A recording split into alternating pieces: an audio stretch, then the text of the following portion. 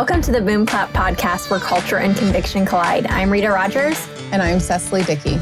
All right, today we have RuthAnn Zimmerman on with us. It was a lovely conversation. If you guys aren't familiar with her, I was not, actually. And after Cecily had shared her to me, I think I have seen her on other people's platforms from she has spoke at and things, but she has a really big YouTube channel and Instagram where she shares homesteading. She's an ex-Old-Order Mennonite. She and her husband, they left that culture and have moved into the modern culture, as she calls it. But now they kind of balance the best of both worlds. You'll hear from her how she has incorporated the old way of living into this new way of living. And then she shares her salvation story and just basically how to live for Jesus. That's what the whole conversation was about. Just how to live and love the Lord and other people. So I don't know. I just thought it was really refreshing. I felt fed through the conversation. I think you all will too. I actually, when we were midway through recording with her, I was thinking that this feels a bit for me like a therapy session. And I've literally never had therapy in my life. And I felt like I had it today. Like, she's so wise and so peaceful. And so if you're feeling in your life like you could use some peace for whatever reason, this is the conversation for you, because we talk about that exact thing quite extensively. She was just a huge blessing for us. And I'm really excited for you guys to hear this. Yeah. Well, the world has felt so chaotic and just going on social media has been ridiculous lately. And so I feel like this conversation, if you said, if you need a little peace or whatever you said, I'm like, yes, doesn't everybody need that right now? I think so.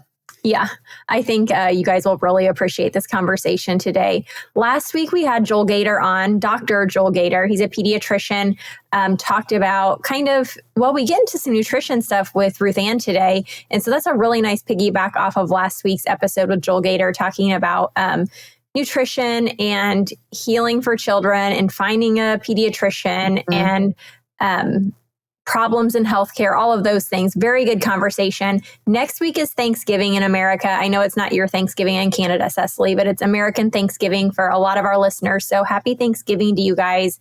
And then the week after we have on, who do we have on, Cecily? We have America Unwon. Yes. Keely from America Unwon. So good. Yeah.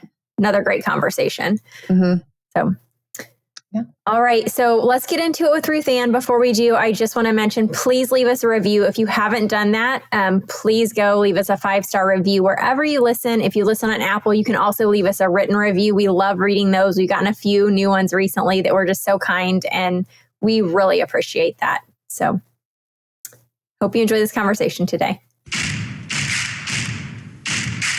I know so many of us are looking for ways to keep our families healthy while avoiding the doctor's office. And one of the ways that Cecily and I have both found to do this is homeopathy.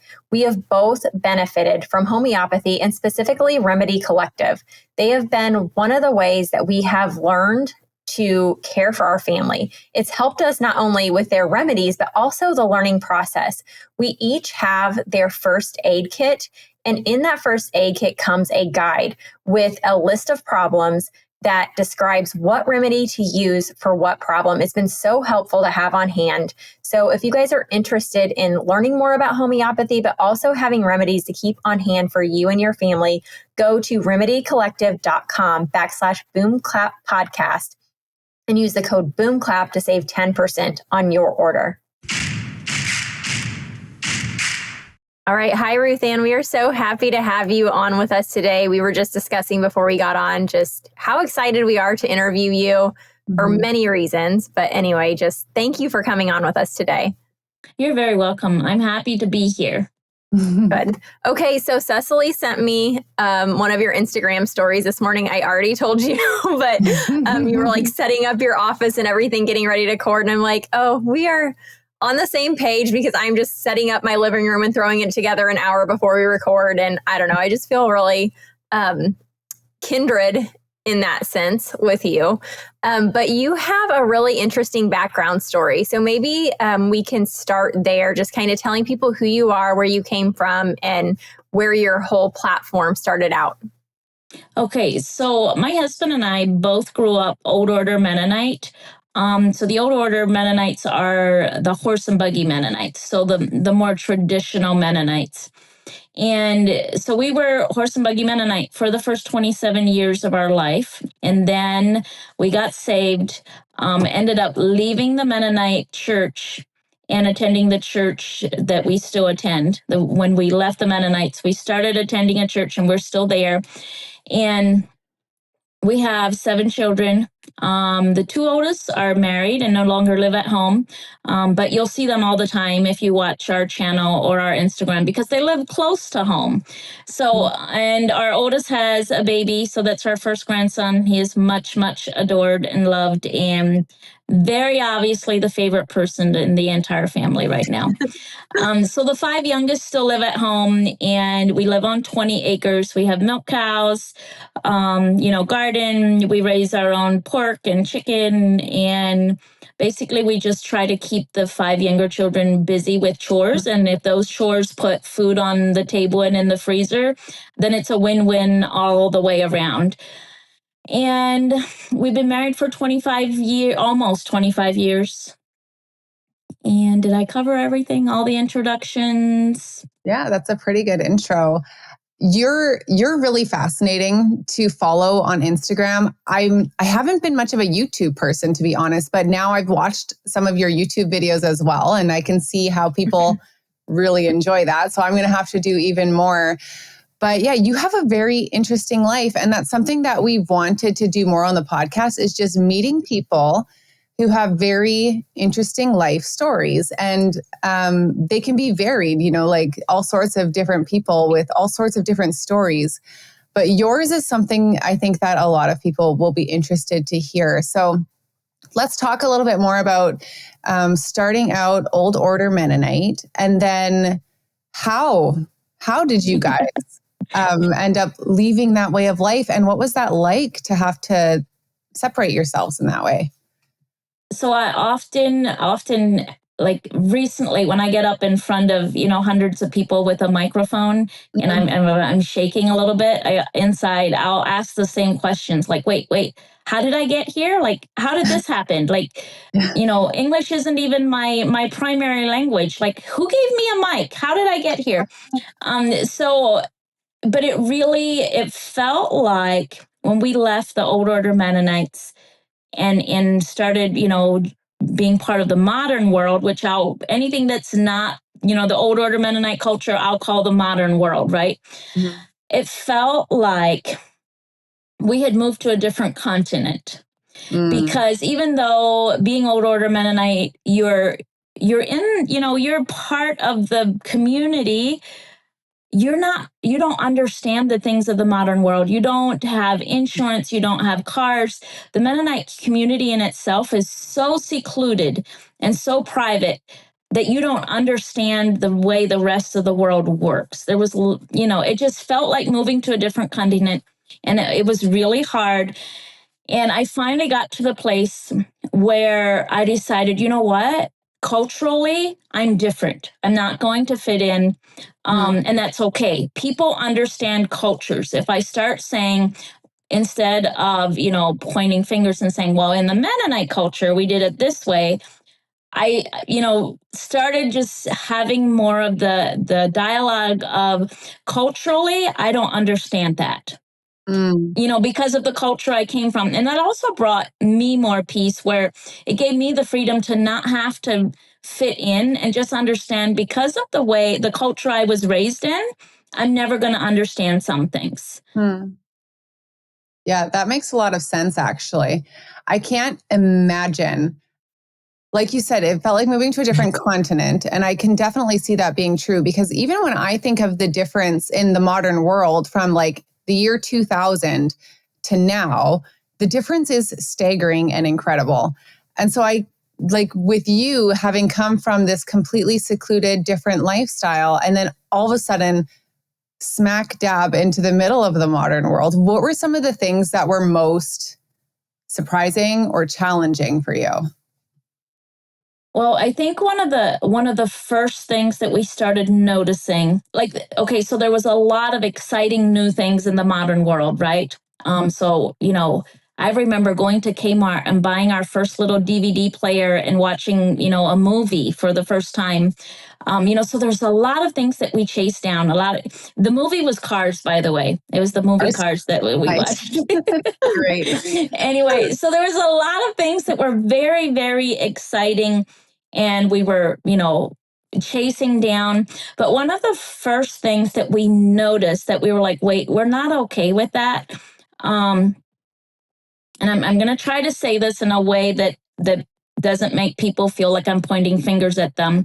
Mm-hmm. But one of the first things that we looked back to our Mennonite culture and we're like, wait, we want that. We want to keep that, was the work ethic and the work ethic of that culture. Yeah. And we knew that we had it. We wanted to instill it in our children. And at that time, we had 2 children and they were 4 and 5. So that was one of the very first things that we looked back at and we're like, wait, we want that. We want to instill that into our children, that character quality of work ethic. And so as time went on, there was more things. As the novelty of the modern world wore off, there was more things that we would look back at and be like, wait, we want to instill that into our children. So that's kind of when we started blending both worlds. One of the things that we don't do is we don't watch the news. Like, we don't watch any public television. We do have a TV. We don't, it's like for family movie night or the NFL, which, at this time has almost taken over our life. Not really, but I have 4 sons, so it's a large part of our life. So the way we started homesteading was chasing down that character quality of work ethic. So my husband grew up on a dairy farm. I grew up on a hog farm with a sawmill, and we asked ourselves what helped us develop work ethic. And we knew that it was chores that had to be done regardless what kind of weather or day, that it was chores. So one of the first things we did to instill this character quality in our preschool age children was we bought some chicks, right? And I didn't even set out to buy chicks. A Mennonite neighbor called me and said, I have to take a minimum of 25. I don't want that many. Would you take 12? And I said, sure. And we bought those 12 chicks home. And I didn't even ask what kind they were. Like, it wasn't, raising food wasn't on my radar. I was gardening at the time. And they ended up being Cornish cross, which get really big. Those are meat birds. But we didn't butcher them. We weren't, after meat. So they grew really, really, really large. They were like the size of small turkeys. Oh my goodness. Before we harvested them. But I share that story to share that we weren't after raising all our own food. We were after building work ethic into our children by way of childhood chores.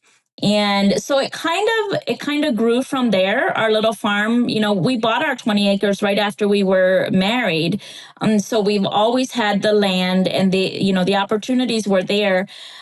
So then we started adding animals as we started adding children, and then slowly, and I'm not sure if the quality of food that's available to us at the grocery store has rapidly declined over the last 10 years, or if I've just suddenly become very, very aware of it, comparing what we can raise here to what's available. I'm not sure if the ingredient lists on simple foods have suddenly just grown really long, or if I'm just very aware of it suddenly. But I don't know which happened first. But as that started happening and we started realizing that, hey, having all these animals is actually really working. Our children have chores, and we get to work together to milk the cows and move the fencing and harvest the chickens, all of that. And then we started focusing alongside of that, character quality of work ethic. We started focusing on nutritional needs of the family. And that's kind of where you see us today. What started out as developing work ethic is now kind of twofold, where we can meet the nutritional needs of the family while developing work ethic. Yeah. Yeah. Okay, I don't want to take us away from the nutritional needs of the family because I think that there's more we need to explore there. Absolutely. Because this is a topic that's heavy on everyone's mind right now. It's been heavy on Cecily and I's mind for years, and it's finally kind of coming to fruition. You can see it on social media, people really paying attention to that. But I do want to ask you two things real quick. Did you set out like to leave it all behind? Because you kind of said that you like were excited to pick up the DVD player and do all of these things. And then you started realizing there were parts of the Mennonite heritage that you wanted to keep. So did you set out to leave it all behind originally? I think unintentionally, yes, because when you leave such a close community, there's a lot of heartache. Like you're and the Old-Order Mennonites are the first to say that they don't shun. But what they mean is it's not a church rule that they have to shun those that leave, but you lose everything. You lose your community. You lose, lifelong friendships overnight are gone, right? So I think inside of that pain, we did take a journey and leave it all behind because our community was saying you no longer belong. So we didn't want any part of that. We weren't trying to belong. So I think unintentionally that pain drove us to leave everything. But I think God, in his gracefulness, got a hold of our hearts. And as we healed, we were able to see the value in the culture and the way we were raised. So I think it was our journey away was from pain, and our journey back is healing. Yeah. So a couple questions I want to ask you about that. One, if you're comfortable answering, is like, how did your family and your husband's family feel about your decision? And then to piggyback off that, and I can ask the question again later if I need to, but I think for a lot of people to think about losing, those connections in the family and the way of life and literally everything you've ever known, they might wonder, why would you do that? And so tell us about the draw of Jesus and how it was worth more to you. I'm very glad you asked that question because that's what I really want to talk about, right? But I don't want to saturate the whole podcast with the blood of Jesus if that's not what you're about. So what happened is I, for the first time in my life at 27 years old, felt the presence of the Lord.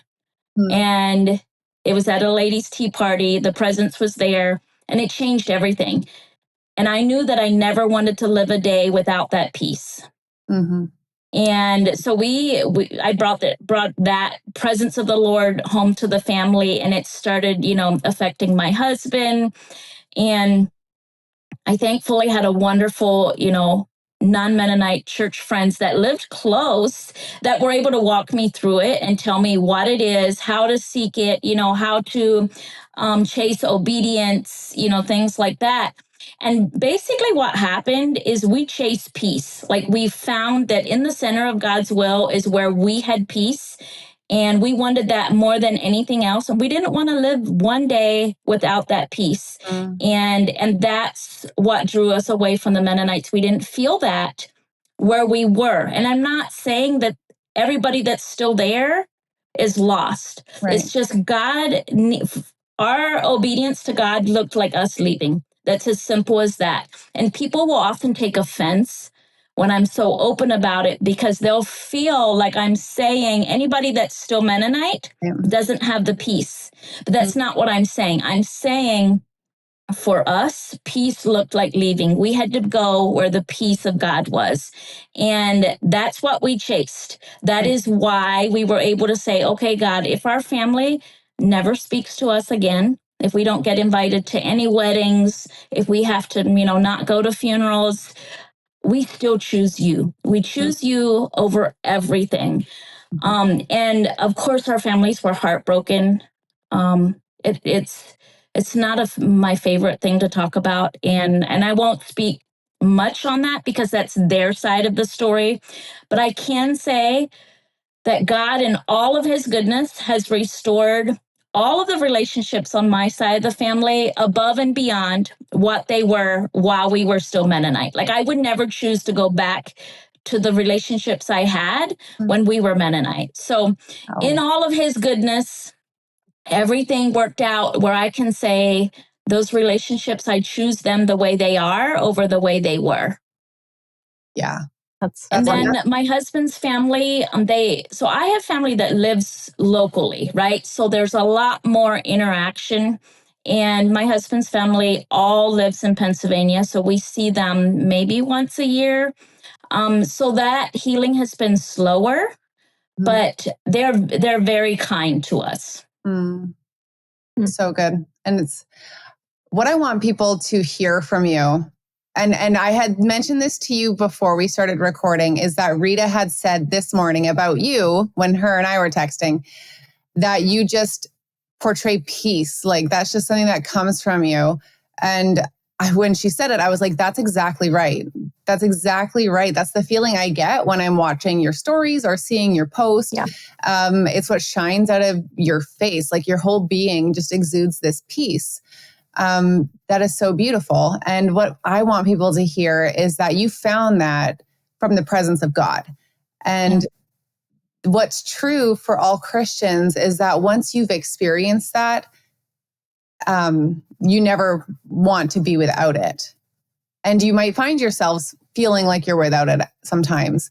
But then there's that drive to just like pursue it because you just want that. It's the greatest thing, even in the midst of, you know, leaving everything familiar and challenge. And that's been true in my own life. There's nothing I want more than that feeling like God is just right there with me. And I think it's just so beautiful how that peace is so clearly seen in you. Well, like, I'm glad you brought that up because when people tell me these things on social media, in my messages, in my YouTube comments, you know, I smile to myself and I say, God, that's you. It's you that they're feeling. It's your presence. It's your presence in our home over our family that they're drawn to. And, but I don't say that, but I'm happy to share it when somebody asks me.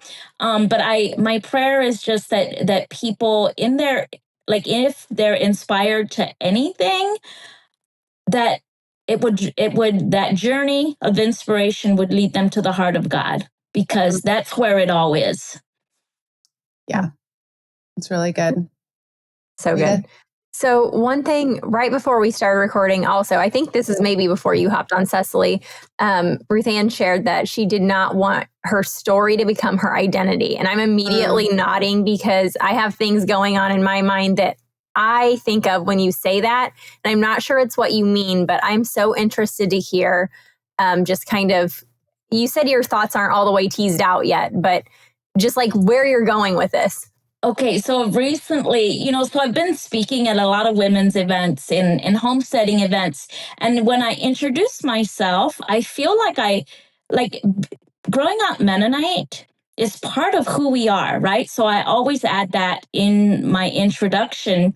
And, I add a little bit of our journey away from that because it's part of our story. But I don't ever want that to become my identity.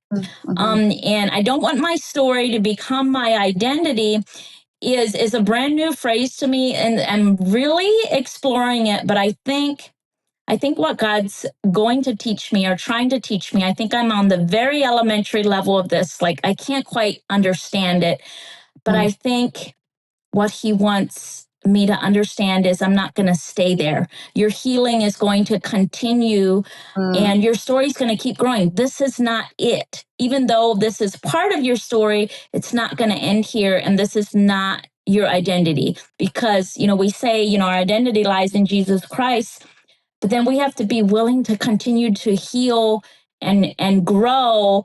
And next year, this time, my story might involve so many different things that what I thought was a big part of our story might not even be that big. So that's just kind of where I'm going. I'm just kind of laying it out there and saying, God, my story is not my identity, and giving him permission to teach me about that. Okay. So I love that. And it just like really rang true. I've been watching, so my daughters and I sometimes record the TV show The Voice and watch just mainly we really like to watch the audition portions, like where they're auditioning. You hear this person come out and sing for the first time, and it's so beautiful. And often we're like almost in tears if they don't get a chair turned for them. It's just like, I don't know, all these things. But all of them, they have this like promo video before to tell you who they are. And we've noticed that recently, within the last several years, like everybody has a story. And it's true, like everybody has a life story, right? But it's like everyone has something bad or something hard that's happened to them that they highlight on each of these initial stories. And it's almost like that's who they are. And all of the other things they've done in their life, all the things God's doing, are kind of overshadowed by this one bad thing that's happened to them. And that's like who they are, and they're resting there. And so, I don't know, Cecily and I have another guest coming on here in a few weeks. And one of the things he said that is, I think he called it the authenticity generation, that we're kind of like in this authenticity generation where everybody has to be authentic and sharing like who they are. And I don't know, this is just all stuff that came to mind when you said that. So anyway, I'm just like spilling it out right now. Yeah. I think part of the reason God doesn't want us to stay stuck with this is my story and I'm sticking to it, is because when those hard moments that we've gone through, when they become our story and we're not willing to continue to grow, that's bitterness. It's like just feeding this story and revisiting it over and over and over is like reaping bitterness, because healing looks like moving on and forgetting the details of the heart, but just knowing that God was there and we're not there and God was there with us. And healing truly looks like forgetting those minute details of our hard parts of the story.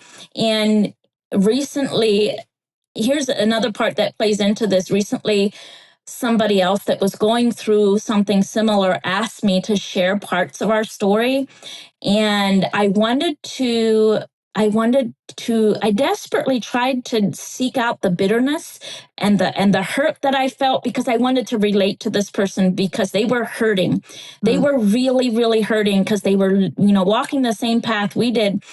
And I realized that it wasn't there anymore. Like God had healed me, but also in trying to uncover it, for a couple days after that, it's like I picked a scab off of something.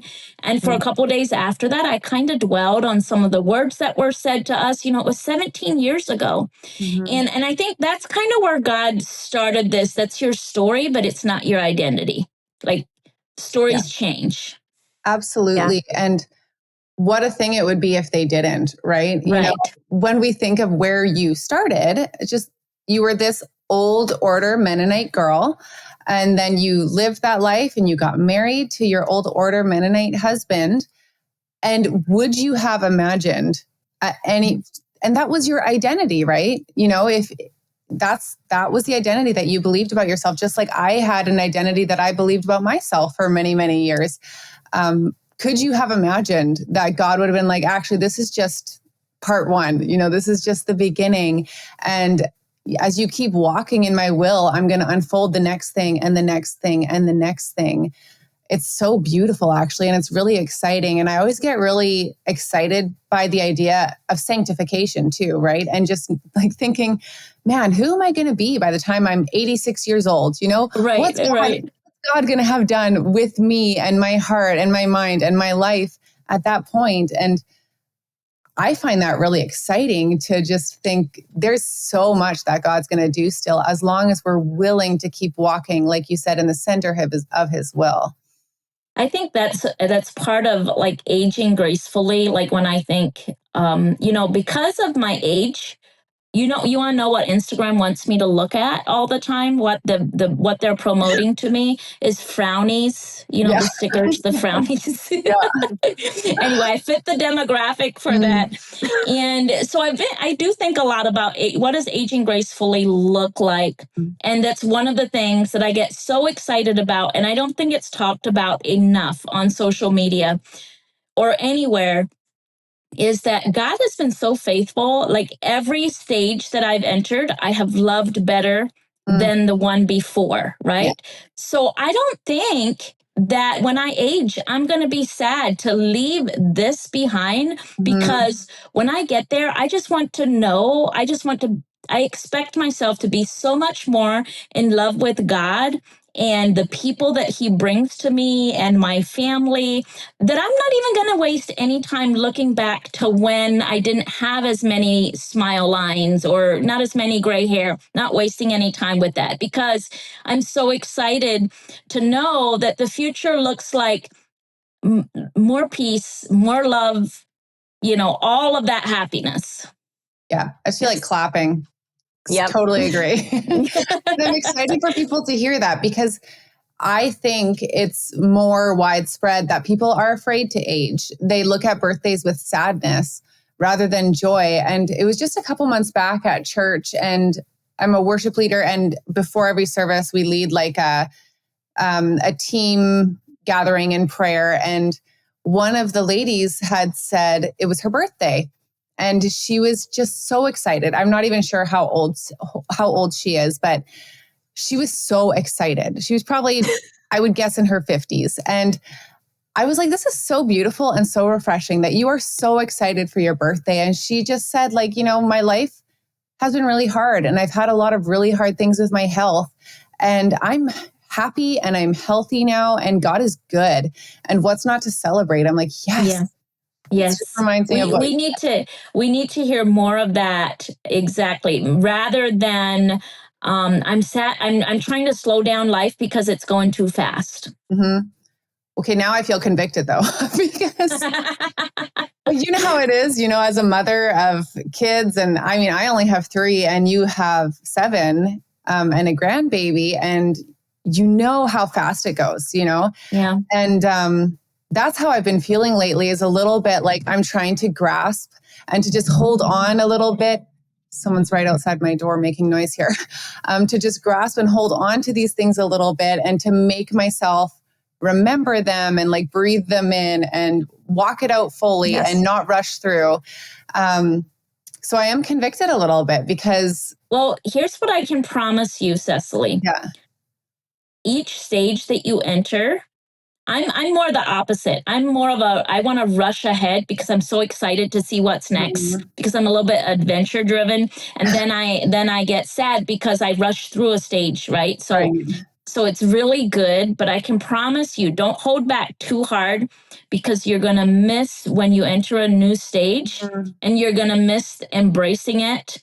Because in my experience, and I tell myself this, in my experience, God has proven faithful that every new stage, no matter how hard or how much my heart breaks when they, go do their, they move away or something like that, or go, overseas on a mission trip. Eventually, I always get to the point where I say, you know what, God, you were right. This is now my favorite stage. Wow. Like, he's so faithful. And even when it looks from maybe from an earthly standpoint, that my family's never going to be the same, because now I have a daughter, living far, far away, and we're only going to be together at Christmas or something. And it's almost like God's calculator. Like, it doesn't make sense to the world, but he makes it make sense. And he gives me this, like, you know what? I wouldn't trade this for anything. This is now my very favorite stage. That's really cool. That. Thank you for that. So I love that. I think also that's wise, because there's so many people that try to hang on to things so hard. And then when they do change, they can't find the joy in that new season, like you were saying. And then it kind of ruins it all, you know? And it puts a responsibility onto the children that they shouldn't have. Yes. And I know that's one of our mottos, my husband and I, is to never make our children choose between following God and pleasing us. Yeah. Because we had to walk through that, and it was painful. So our motto is to tell give our children all the tools they need so that we can, at the end, say, if that's where God is leading you, then we support you. Yeah. Good. It's really good. Good I feel like I'm learning a lot as a parent. Me too. Yeah. Now, How old are your children? How old are your children? Oh, mine are 13, 10, and 1.5. Yes. And mine are 13, 11, and 9. Okay. Yeah. So I was going to say my 10-year-old's the one that like hangs on. She's the, like, I'm hanging on to the stages, but also like, she's like, I don't want to get a year older. I really like being a kid. Same with I my just find that 11-year-old. so cute. And I love it because I was the oldest and I always wanted to grow up and move on to the next thing. And she's probably wise beyond her years as she can feel childhood slipping away. Like I remember when I started losing interest in my ponies and started being interested in boys more than my ponies. And it was really sad. Yeah, it is. It's hard. My middle son actually, was it when he was 7 turning 8 or 8 turning 9? I can't remember. But the night before, I went and put him to bed and gave him a kiss and said, this is your last night as either a 7-year-old or an 8-year-old. I can't remember. And he had gone from being so excited about his birthday to crying. And he's like, no, I want to stay this age. It's just the best. It was just the sweetest thing. And I never saw it coming. And then I remembered the next year at his birthday to not use those exact words the night before, because that's always how I feel the night before. I'm like, oh man, it's their last night as, a 2-year-old, a 5-year-old, a 6-year-old, whatever. So with him, I never say that anymore. Yeah. You have to use a different choice of words. Yes, exactly. Yeah. Okay, I want to ask you about, this is going way back to something you said at the beginning, but you said you never watch the news. Do you mean like you don't consume news, period, or you just don't watch like the news? Personally, I don't consume news. It makes me discontent. And it started way back when it was 9/11 and I had a 6-week-old baby. I was newly postpartum, was a brand new mom, and 9/11 happened and I was, very far away from all of my family. And I just realized for my own sanity as a mother, I can't consume the news. And also I started feeling like people were telling me what to think about events, right? So now how I get my news is my husband, my son-in-laws, and our oldest son, they will sit around and they consume news. Not sure where, probably on their podcasts and things that they listen to. We don't play it in our home, right? We probably will tomorrow when the election is, because I want my children to know what it's like. Yeah. But so then they all sit around at family dinner and that's where I hear it. I'm like, oh, and then if I have questions, I'll be like, wait, what? Or like hurricanes. I really like to watch the weather, so I'll go, I'll watch what's happening, things like that. But I'm very careful with what sources I use because I don't want to be told how to feel and think about events that are just simply happenings. Yes. That's healthy. So important. Yeah. Yeah. And also where that was reinforced was during COVID in 2020. When I felt this need to protect my children from what could have been life-changing for them, right? And I realized that as parents, we were able to keep the pandemic from upsetting their lives at all. Like like my younger children won't remember it probably. And my older children, like they'll remember it, but it's not going to be this big traumatic event as it would have been if we would have been listening to everything that was going on the news. Absolutely. Yeah. It's a great example. Oh man, that's a really healthy way to do it. Cause I think There's a line of don't watch the news that kind of went on during the pandemic because, yes, people were telling you what to think, but then it turned into like, just bury your head in the sand and don't know what's going on at all, which isn't what you're doing. So I just wanted to clarify that, and I'm really glad I did. So thank you. Yeah, I'm not the fully bury my head in the sand. I do want to know what's going on around me. I just don't want to be told what to think and feel about events, facts, and I want to be able to protect my younger children anyway from the influences of being told what to feel about things. Yeah. And another thing you said is that your husband and son-in-law, I think, watch and they converse about it and you guys have discussions. And I think that's so great because so many times people think that they are more independent minded or more informed because they're listening to the news and then not discussing it with other people. Whereas it's actually in reverse. If you are discussing with other people, you're able to form better thoughts, you're able to ask better questions and really get to the root of what's going on. So yes, very good. Yeah. So it's normally my husband and both our son-in-laws and our 16-year-old son. So it's like the four men. And then of course my adult daughters, are usually join. I'm usually just snuggling the grandbaby, smiling and listening to it all. Oh, that's so great. That sounds good. like best I like place that to visual. be. Yeah. Okay, I have a question that's linked to this. In the Old-Order Mennonite community, how would they, how do they get the news? Or, like leading up to an election, for those listening right now, it's November 5th when we're recording. And so the election is tomorrow, obviously. And this will come out a couple weeks after that.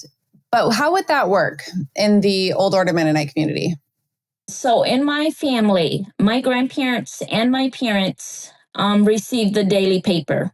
Okay. And this was back when the daily paper was, real chunky, and it had, a lot more than now. Like I know a lot of newspapers have gone back to, just a couple printed, versions a week.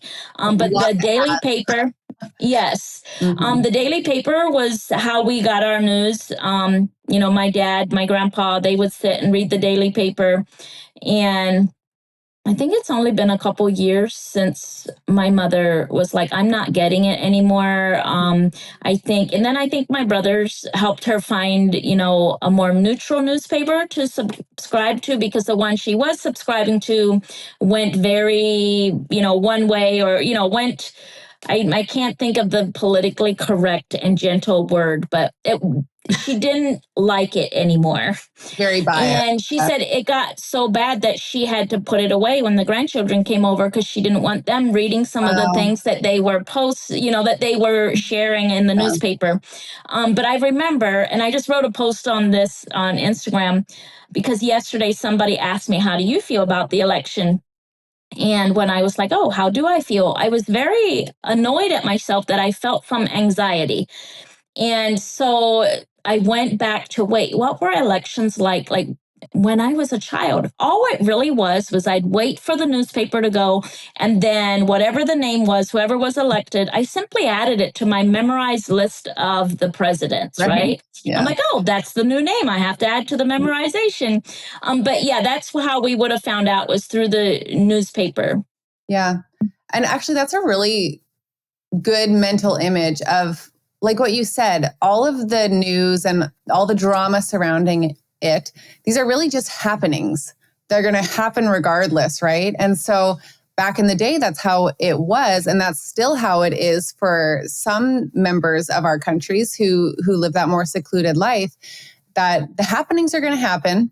And whether we're obsessing about it or not, they're still going to happen. So as long as we're engaged enough to know what's going on and to make our voice heard in those moments where they'll be listened to, that's really freeing.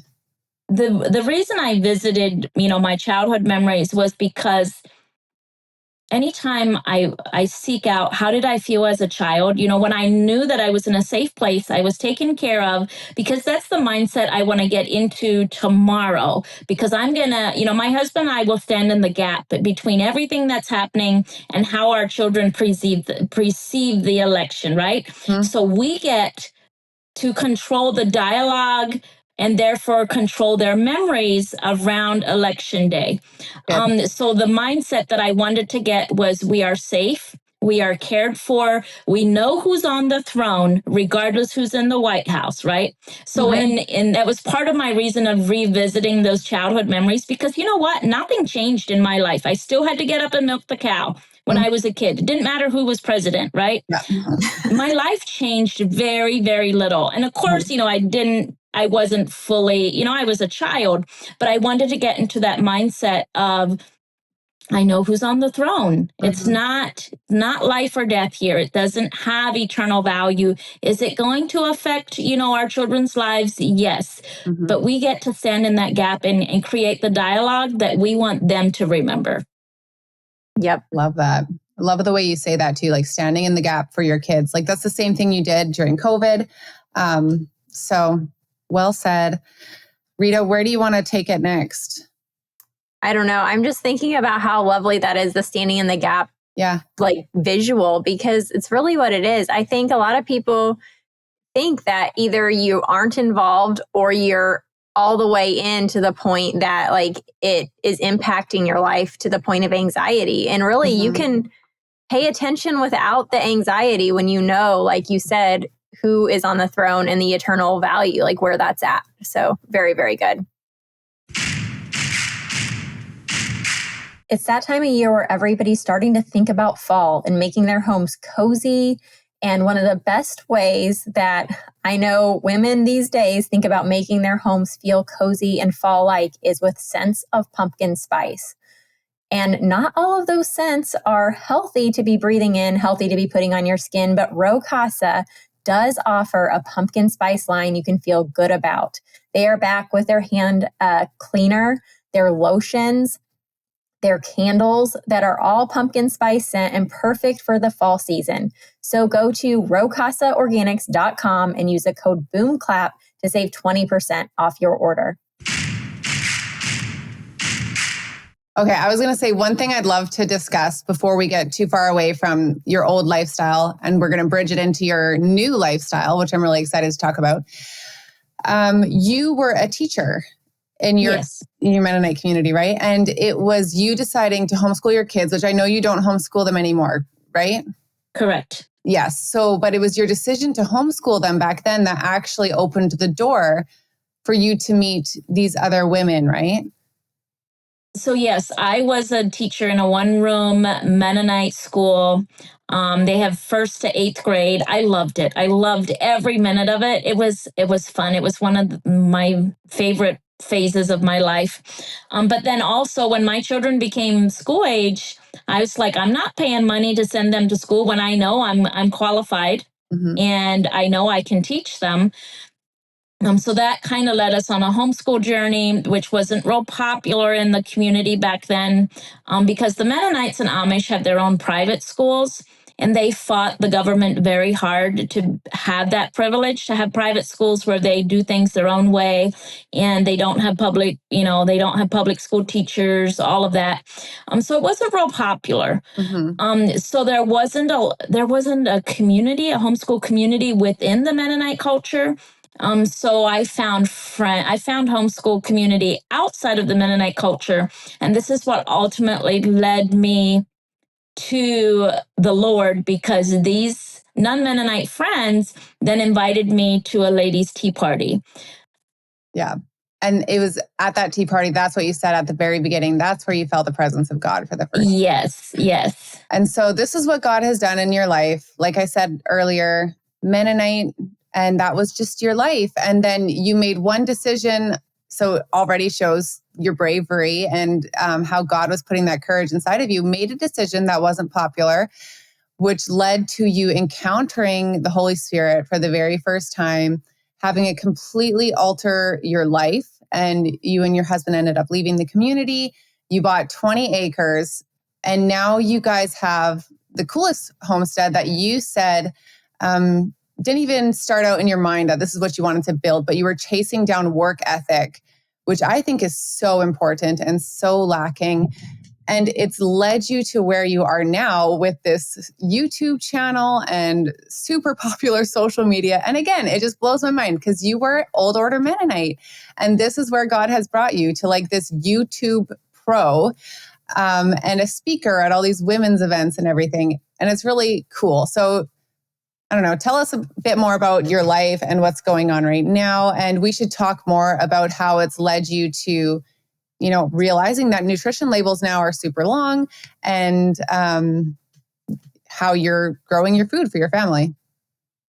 So everything that you see, like, it's all God, right? It's just me chasing down God. I want what you want for my life. And I'm not saying that I don't sometimes put the brakes on and say, it's not where I thought this was going to go. But as far as the social media, the YouTube, I never set out to, it was not my plan.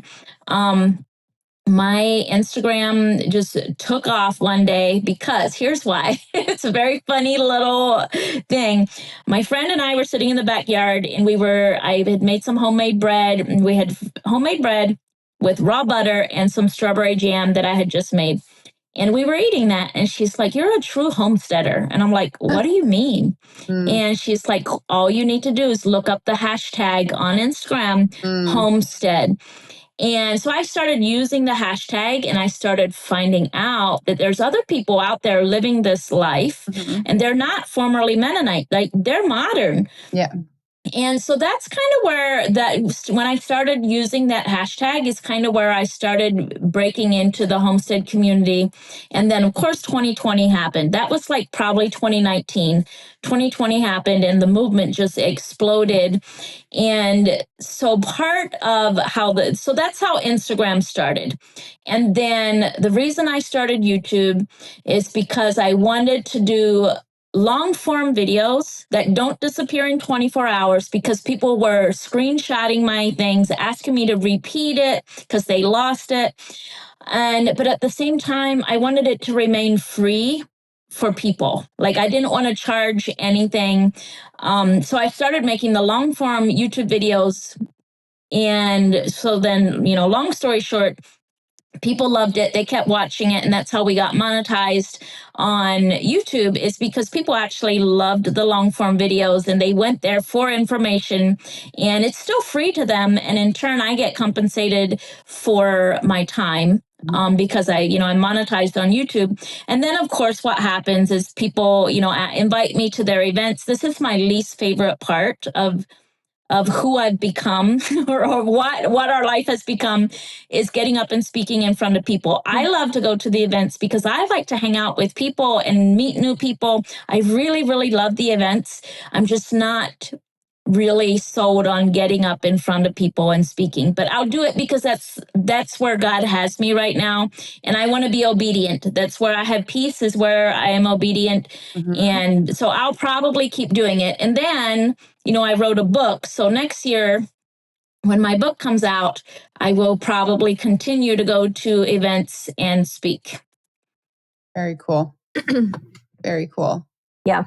I like hearing about that obedience. I don't know. I've told Cecily this, like, I'm just going to talk about it on the podcast a little bit. I've told Cecily this, that I feel like I struggle with that because sometimes when things grow or, I think God opens doors, sometimes I have shrunk back because I feel like somehow that's like me being selfish. And then I feel like I've closed doors that God had opened for me. And so I love hearing your story and how you just like willingly walk through everything. Yeah. Yeah.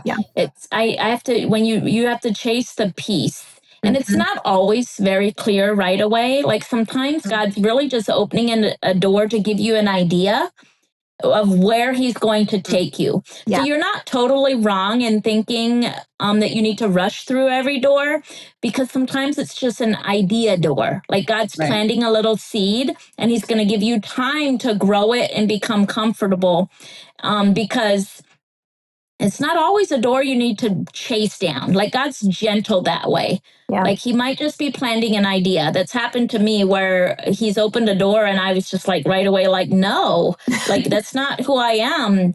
But the seed was planted, right? And the next time a door opened, I had somehow unintentionally become more comfortable with the idea. And so, yeah, he's a gentleman that way. He works gently with us.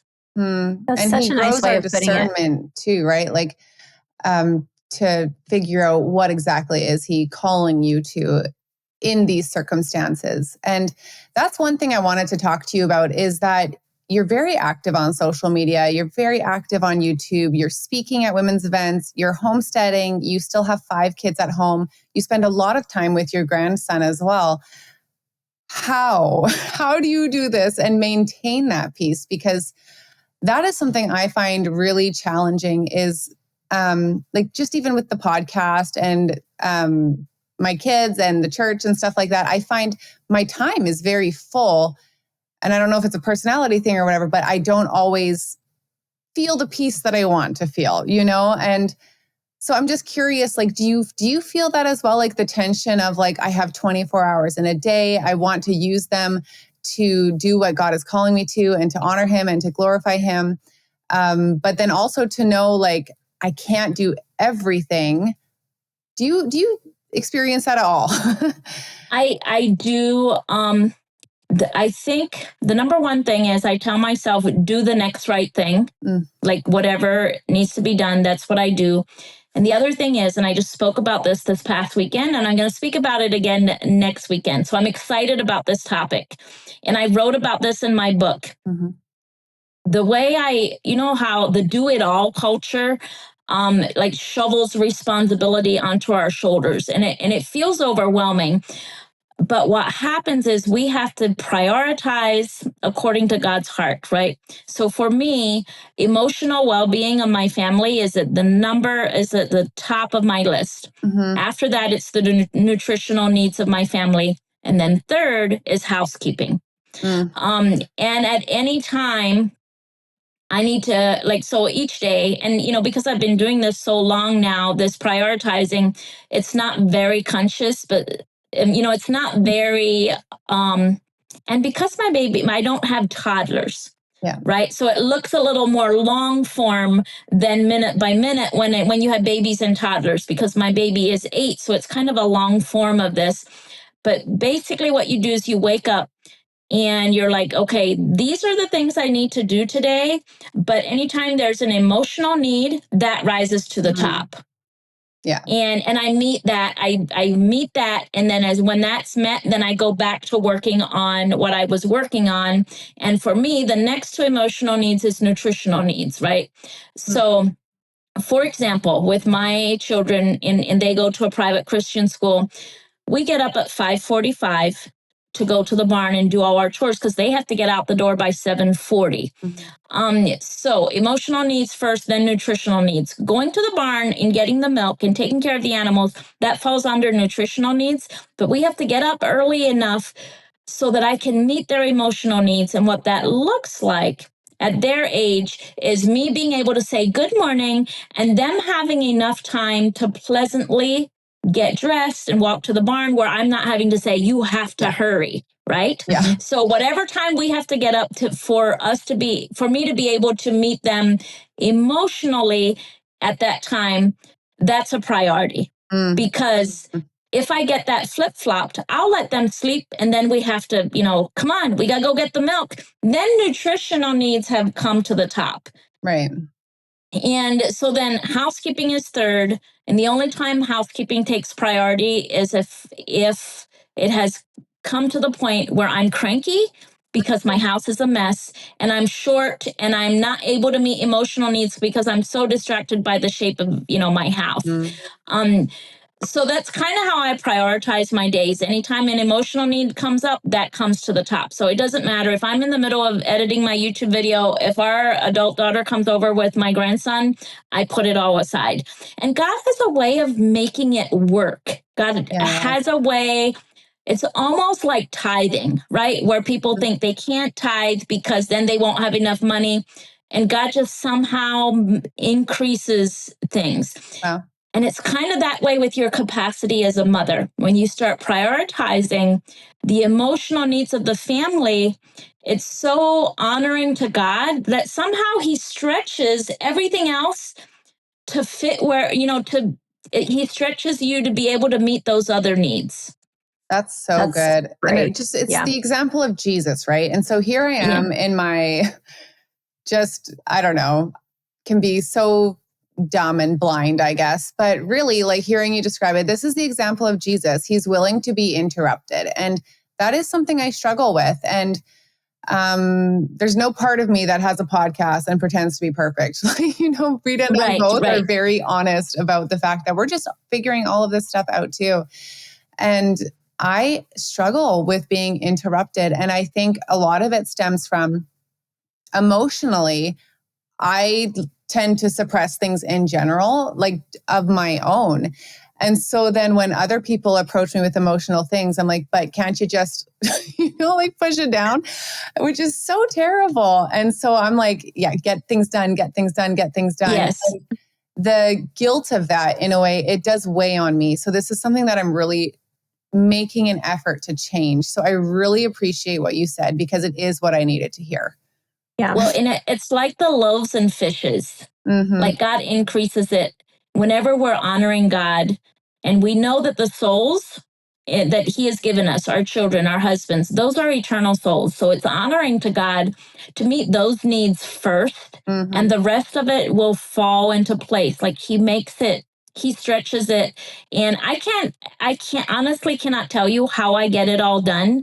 A lot of it is, 20 years worth of systems, right? That are just everyday life to us now. But a large part of it is spiritual. And it's honoring God with my first fruits, which is my family and my time to them. And he somehow makes everything else work out. I don't really think there's a magic, formula or planner. I think it's between us and God right in our hearts. Yeah. Wow. I can tell you there's no magical planner because I've bought all of them. And same. I don't. This is my plan. On the back of a purple envelope. It's just, I can relate to this because I just got a planner about 2 months ago and it's already lost. But no, this is so great because honestly, I do have a toddler. I'm back in that stage again and I love it. And like all the Instagram, all of that has really taken a back seat. And I constantly tell the people who still follow me there, even though I don't put stuff there all the time anymore, hold down my own fort first. That's what I'm doing. These people come before the social media. And even though I much love the people who follow here and follow there and care about the conversations we're having, like the kids come first. And so I really appreciate that. I don't know, clarification and I guess confirmation. That's when it won't, like both of you have younger children than I do. And here's the thing.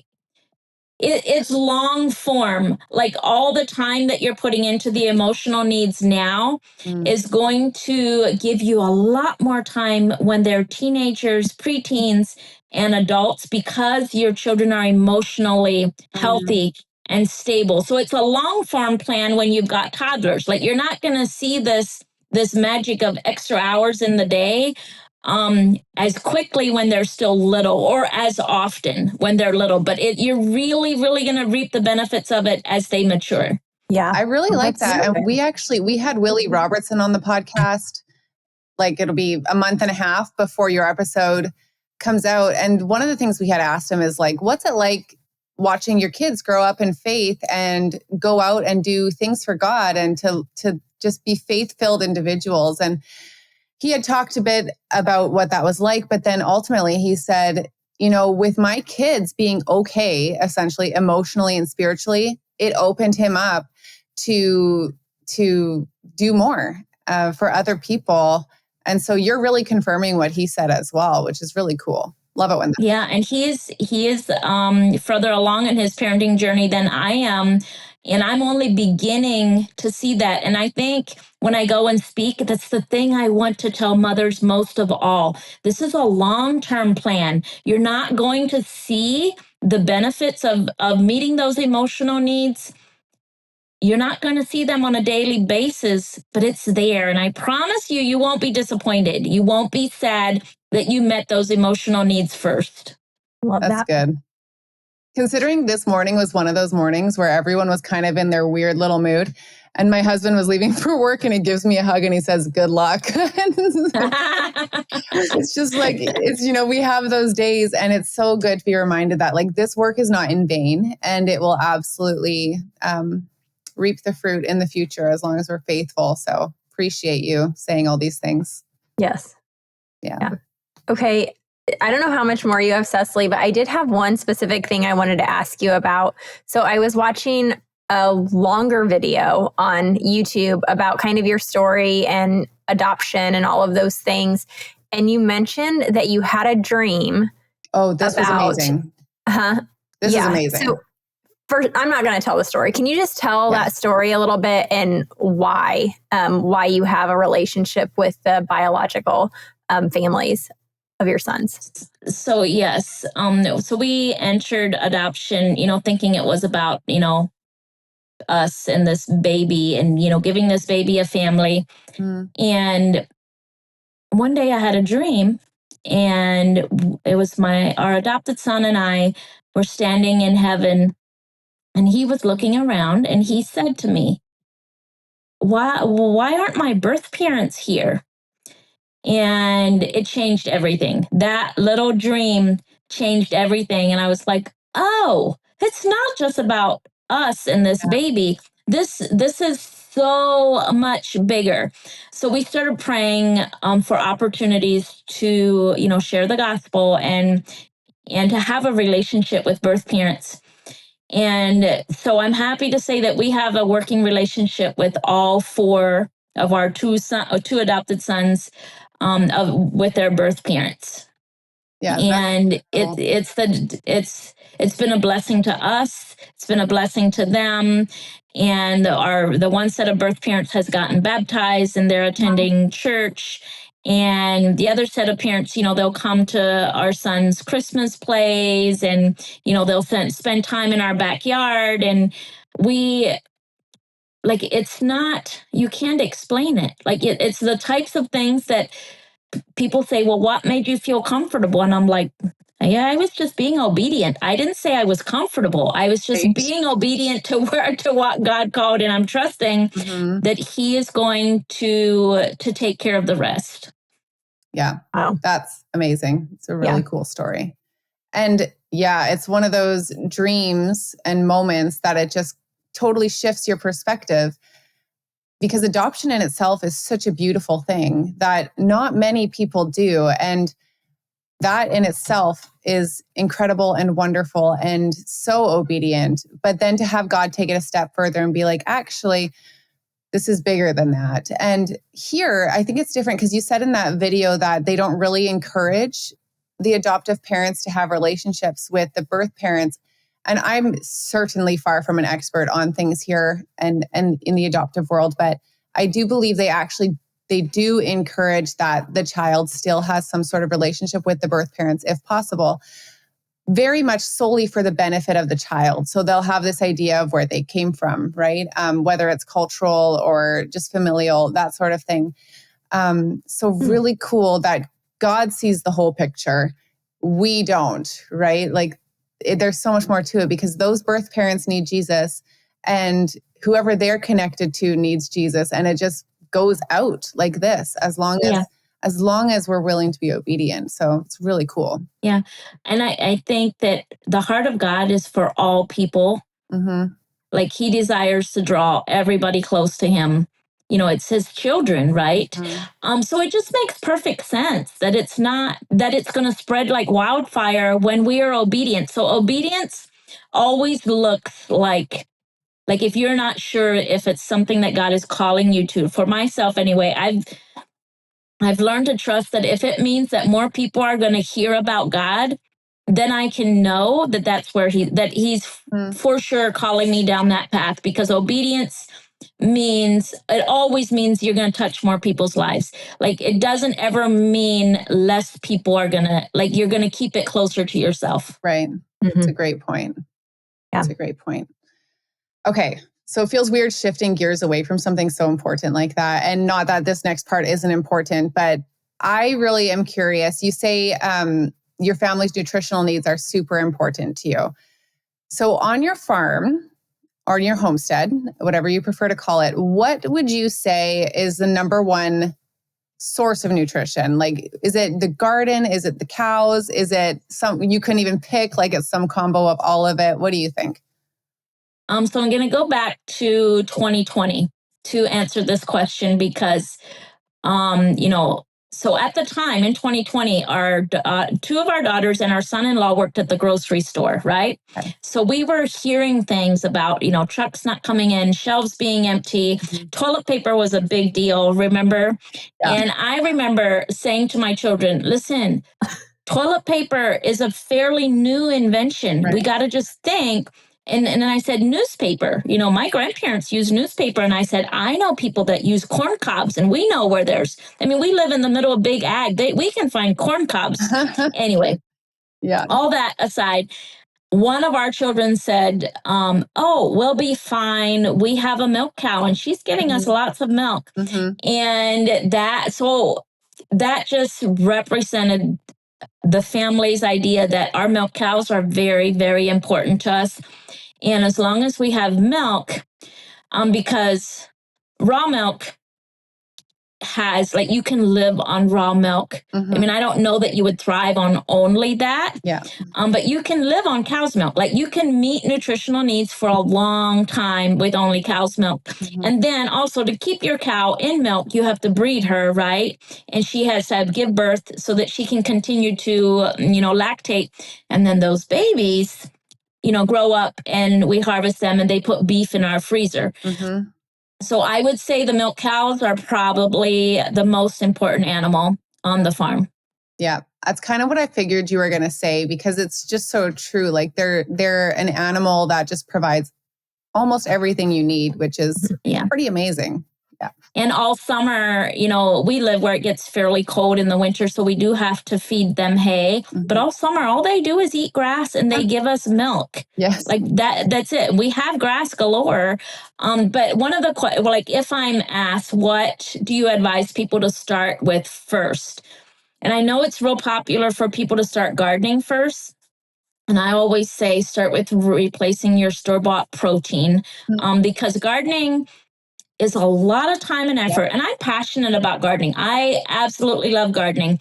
But the nutrient-wise, it doesn't give you the return as if you started raising chickens or rabbits or even quail, like small animals. Replace your store-bought protein and then fit the garden into that. Because if you look at, the nutrients that a farm-raised chicken or even an egg is going to give you versus a head of lettuce.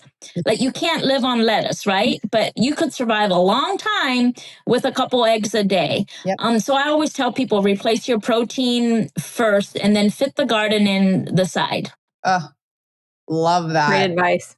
I was just dropping off we have like a small little farm here as well. And this year we just did a couple pigs, like enough for us and some family members that bought some pork off us. And just this weekend, I was delivering the last of it, which was the bacon, to them.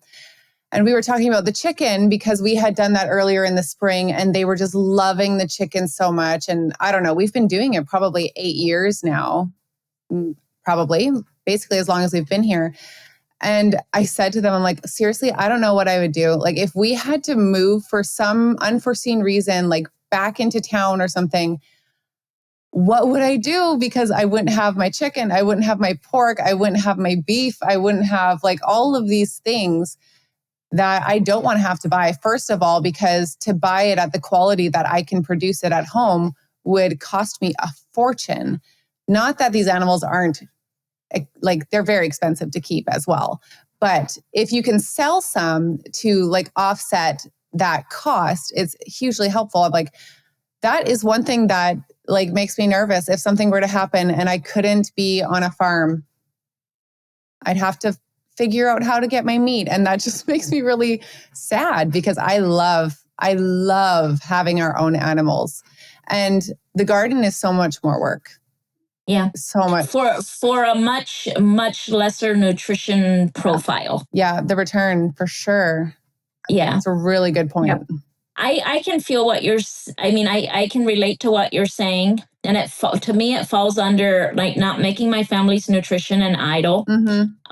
Because I'll look at everything and I'll say, God, I'm very, very passionate about this and I'm thankful. I'll go through the whole thing. And if you would ask me to lay it down, I could, but I really wouldn't want to. Like because I tell him I would be obedient, but please don't ask me. Don't ask me to lay it all down. Yes, for sure. So I tell God, that I would be obedient. You don't have to, you don't have to try me. Yeah, that's good. Is there anything else, Rita? I mean, you're writing this book. Is the book already finished being written? Yeah, book 1 is all done. It's called The Heart of the Homestead. Okay. And it's cultivating a spirit of homemaking through recipes, simple living, and I can't quite remember all of it. Okay. Yeah. But it's through the writing of the book is where I learned my true passion. It's not for the milk cow or the garden or raising your own bacon. My true passion is the heart of the family. Like, yes, you can do all these things and it adds value to your daily life. But if you're doing it all and not touching the hearts of your family for all of eternity, then you might as well not do any of it. Like the heart of the family. So through the writing of the book, I discovered my true passion, and it has really helped me. It has helped give my YouTube channel and my Instagram, and anytime I get up to speak, it has helped give me direction. And because I don't just want to be more fluff and more noise in everybody's life. Oh my gosh. So the book is The Heart of the Homestead, and it will be released September of 25. Okay. So next year, and then we're working on book 2 and what that should look like. Wow. Everybody wants a cookbook. And the kitchen's not my most favorite place, but it's probably what it's going to end up being. Book 2 is probably going to end up being a cookbook. Very cool. Well, we're going to have to speak with you again, as we had discussed, kind of around that time as well. And I'm really excited for another conversation with you because I feel like we could just talk for a really long time and not get tired of it. So, Rita, is there anything else that you wanted to cover? No, I think this is a great conversation. And I personally felt like uplifted through this conversation. And I think that there's a lot of moms listening that will probably feel the same. So just thank you so much for everything you shared. Yeah, I'm very happy to be here. And I'm always so happy when people want to talk about Jesus the way I know him. That makes me very happy. See, I even love the way you said that. Talk about Jesus the way I know him. And that's my prayer for everyone listening, is that you felt like you got a glimpse of Jesus today. So thank you, RuthAnn. You're very welcome. All right. I'm so thankful that RuthAnn joined us and we were able to have this incredibly wonderful conversation. I just feel so blessed by it. And I know that you guys will too. If you're listening and haven't left us a review yet, please go ahead and do that. One thing that's happened is positive reviews are getting removed for some reason. Don't know why. And I haven't even shared this with Rita yet. And I don't know if you've seen it. I don't think so. But we've had a very negative 1-star review since the positive was taken away. Nice. No. Did you know that or not? I just want to go look right now. Don't. It's just depressing. It's just rude and unkind. And I don't know that they've even listened. So anyway, we need reviews in order to keep moving forward and gaining new listeners. So if you've listened to this conversation and found it helpful or enjoyable in any way, please go ahead and leave us a positive review. And hopefully it won't get taken down for no reason at all. And we can kind of drown out the ones that really don't. I don't think it's that they don't even like us. They just don't like some of the things that we say and some of the things we stand for. So if you do appreciate the things that we stand for and the way that we try to bring you guys truth every week, please leave us a review, a rating, anything like that. Subscribe, follow. We do have a YouTube channel now as well where you can watch the podcast if that's what you would like to do. So you can find us there as well. And if you want to find us outside of the podcast, you can find us on Instagram at Boom Clap Podcast, or individually, I'm on Instagram at Cecily.Dickey, or my website, thegracetogrow.com. And you can find me, Rita, at RitaRogersCo.com or Rita Rogers Co on Instagram. Thanks for listening.